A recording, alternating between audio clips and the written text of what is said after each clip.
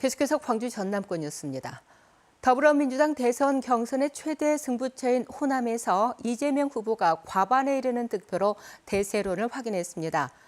호남 경선 결과에 대한 의미 또 반환점을 둔 민주당 경선의 남은 변수를 정리했습니다. 이성각 기자입니다. 정치적 터전에서 거둔 이낙연 후보의 광주 전남에서의 첫 승. 하지만 거기까지였습니다. 전북 경선에서 큰 차이로 이재명 후보에게 1위를 내주면서 호남권 전체 경선 득표율은 이재명 후보 49.7%, 이낙연 후보 44%, 누적 득표율도 이재명 후보 53.01%, 이낙연 후보 34.48%를 얻었고 추미애, 박용진 후보가 뒤따르고 있습니다. 이재명 후보는 민주당 텃밭 호남에서 절반 가까운 득표를 얻으면서 호남이 선택한 후보라는 명분과 자산을 갖게 됐습니다. 대장동 개발 의혹으로 투표율이 다소 떨어졌다는 분석 속에서도 대세론을 굳건하게 확인한 겁니다. 이낙연 후보 입장에선 광주와 전남에서 첫 승을 따내면서 일단 경선을 이어갈 수 있는 동력을 확보했습니다. 이재명 후보는 호남을 통해서 본인의 대세론을 확인받았다는 것. 이낙연 후보는 명분 있는 퇴로를 열 수 있었다. 민주당 경선이 반환점을 돈 상황에서 남은 일정에서 대세에 큰 변화가 없을 것이라는 분석이 많습니다. 전문가들은 곽상도 의원 아들의 거액 퇴직금 수령 사실로 대장동 의혹의 프레임이 전환된 점도 이재명 후보에게 유리하게 작용할 것이라고 전망합니다. 오히려 지금 대장동 의혹이 나타나면서 역결집 현상, 1위 후보를 보호해야 되겠다라는 심리도 작동하는 것 같습니다. 그래서 2차 슈퍼위크에서 흐름의 변화가 나타나기는 쉽지 않아 보입니다. 부울경과 인천 등 지역 순회 경선과 50만 명 가까운 국민선거인단의 표심이 드러나는 이번 주말, 이재명 후보의 본선 직행 여부가 사실상 판가름 날 가능성이 커졌습니다. KBS 뉴스 이성각입니다. 국토교통부가 광주공항과 무안공항 통합 이전을 광주군공항 이전과 연계해 추진하기로 한 데 대해 이용섭 시장이 합리적인 결정이라고 밝혔습니다. 이 시장은 국토부가 내놓은 방안이 어느 한 지역의 이익에 편중되지 않고 광주 전남의 상생 발전과 국가 차원의 효율적인 공항 입지 선정을 위해서 내린 결정이라고 설명했습니다. 이에 반해 전남도는 국토교통부 발표는 지역 간 갈등을 심화해 군공항 이전 문제 해결에 도움이 되지 않을 것이라면서 군공항 이전 지역 주민이 수용할 수 있는 정부 차원의 획기적인 종합지원 대책이 먼저 마련돼야 한다고 강조했습니다. 최근 코로나19 확산세가 거세지고 있는데요. 특히 외국인 확진자가 늘고 있습니다. 광주는 이달에 외국인 확진자 비율이 40%까지 급증했습니다. 좀처럼 잡히지 않는 외국인 감염 확산세를 두고 방역 당국의 고민이 커지고 있습니다. 김호 기자의 보도입니다. 외국인 학생 한 명이 코로나19에 확진된 광주 광산구의 한 중학교입니다. 같은 학년 150여 명이 전수검사를 받고 2주간의 자가격리에 들어갔는데 확진자가 더 발생할 가능성도 배제할 수 없습니다. 이처럼 광산구를 중심으로 한 광주 지역 외국인 코로나19 확산세는 좀처럼 잡히지 않고 있습니다. 지난달 외국인 확진자의 비율은 전체의 18%가량이었는데 이달 들어 40%로 더욱 늘었습니다.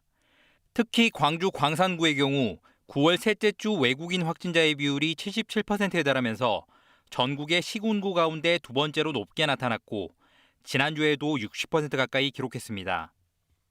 광주 지역 외국인의 감염 경로는 주로 가족 또는 함께 지내는 동료로 파악되고 있지만 외국인의 백신 2차 접종률은 26%로 내국인에 비해 20% 가까이 낮은 것으로 나타났습니다. 두 차례 행정명령을 내려 외국인 대상 진단검사를 대규모로 진행했던 광주시는 외국인 감염 확산세가 줄어들지 않자 행정명령 이행 여부를 점검하고 찾아가는 선별검사소 재설치 등 추가 조치를 고민하고 있습니다. 코로나19 진단검사를 받을 수 있도록 강력 권고하고 직업소개소 등을 대상으로 행정명령 이행 여부를 점검할 계획이며 광주시는 또 외국인들의 코로나19 백신 접종률을 끌어올리기 위해 국가별 모임 등의 안내서를 배부하는 등 홍보 활동도 강화할 계획입니다. KBS 뉴스 김호입니다. 어제 하루 광주 전남에서 코로나19 신규 확진자 46명이 나왔습니다. 광주에서는 외국인 16명이 새로 확진되는 등 외국인 감염세가 이어졌고 인천과 부산 등의 확진 사례와 연관된 확진자가 잇따라 발생하면서 28명이 확진됐습니다. 전남에서도 서울과 대구, 전북 확진자들의 접촉자들이 확진되는 등 10개 시군에서 18명이 확진 판정을 받았습니다. 진도 토요 민속 공연 때마다 다시래기 공연으로 관람객을 울리고 웃긴 국가무형문화재 예능 보유자인 강준섭 선생이 별세했습니다. 진도에서는 고인의 명복을 비는 국악인들이 전국에서 찾아와 고인을 추모하며 공연을 펼쳤습니다. 보도에 김광진 기자입니다. 익살스런 복장을 한 광대가 초상집을 찾은 사람들을 울리고 웃깁니다. 출상을 하루 앞두고 진도의 상갓집에서 전통적으로 펼쳐지던 다시래기 공연 모습입니다. 다시래기는 유가족과 조문객, 마을 주민들이 슬픔을 극복하고 다시 힘을 얻도록 해학적으로 꾸민 진도 지역만의 독특한 전통 연희극입니다. 사람 한 번 죽으면 뭐다. 그래서 다시 낳는다. 다시 생산한다. 다시 순산한다. 그래서 다시래기라고 명칭을 지었다.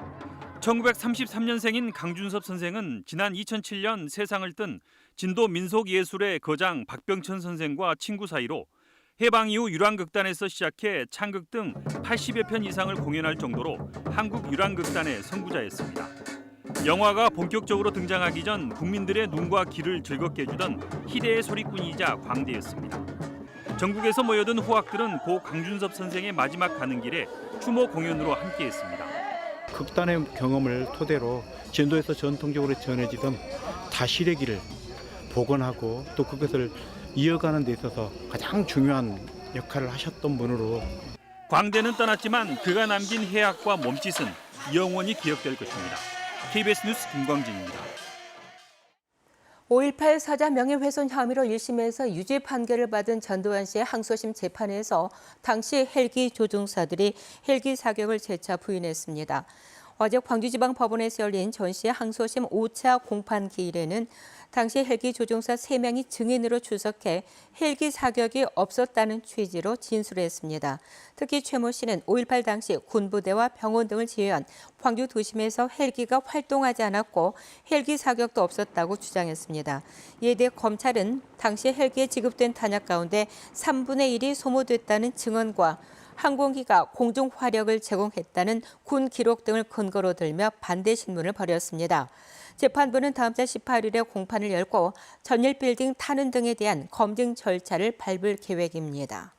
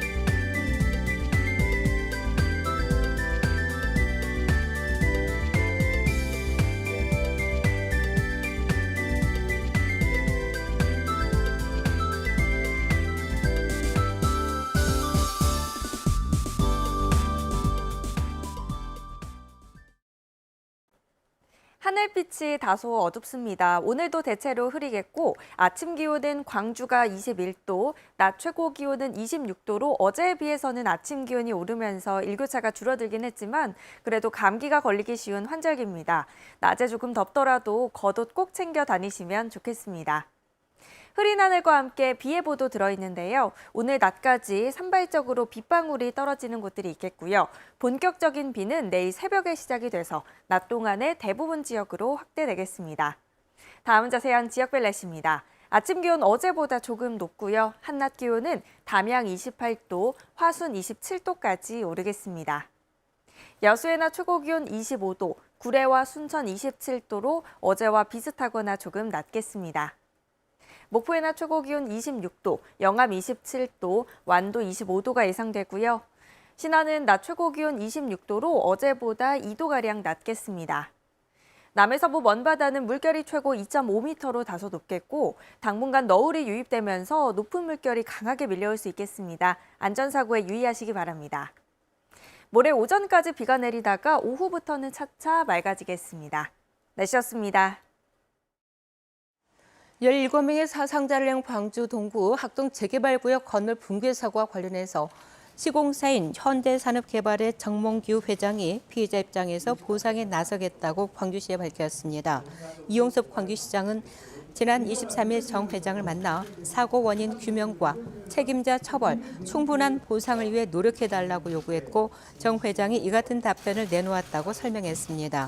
이 시장은 또 수사와 재판이 마무리되면 광주에서 사죄와 함께 보상 절차에 들어가고 추모시설 건립 문제 역시 관련 기관과 유족의 의견을 들어 추진하겠다는 입장을 정 회장이 밝혔다고 전했습니다.